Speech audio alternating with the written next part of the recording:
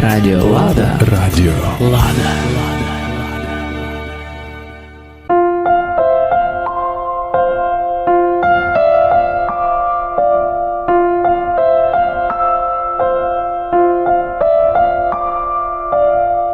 Ви слухаєте Радіо Лада в передачі «Наші русинські поети».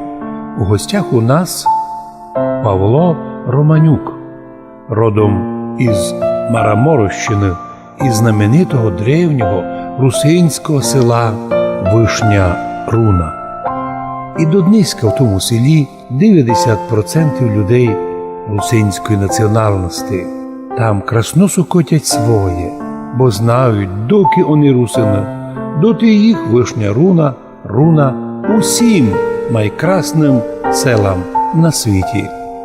Слухаємо стих Павла Романюка. Мараморщина, нині то Румунія, село Вишня Руна. Павло Романюк.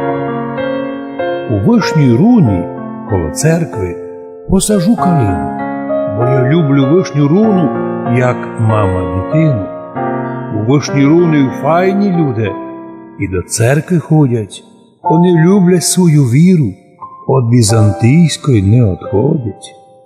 Русини ми, думи мої, що із нами буде? Хто нас буде частувати, аж не отстоїмо своє?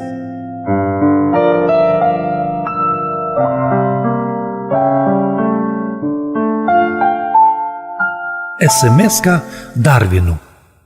Як сладко бити комусь мавпу, обися збити нагле в стадо дикарів, обитя совість пак не гризла, ось там один другого зубами ізив. Та русин мавпу познає здалека, котра зубами цурконить, лабами дубкать дико в землю і червого Дарвіна благодарить. Сіз діду Дарвін видвинув ідею, за котру мавпа всього світня вхопилася і кріпить. Хоч чоловіком вже не хоче бити, тот дарвінську ісся мавпину ліпить. Кодниська хоче мавпу вбити, бо не трібен бити чоловіком, утікать в блуд і в злобу гет, обисся мавпу сформувати ликом.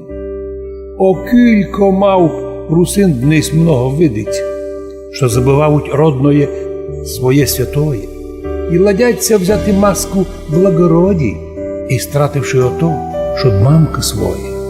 А мамка радувалася, що синця родив, і увела бися чоловіком стати мав би.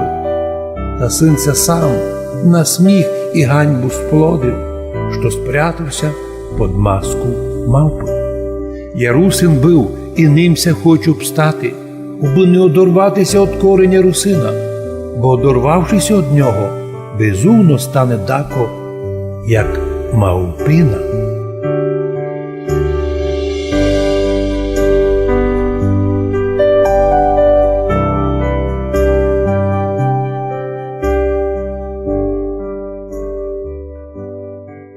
Радіо Лада. Радіо Лада.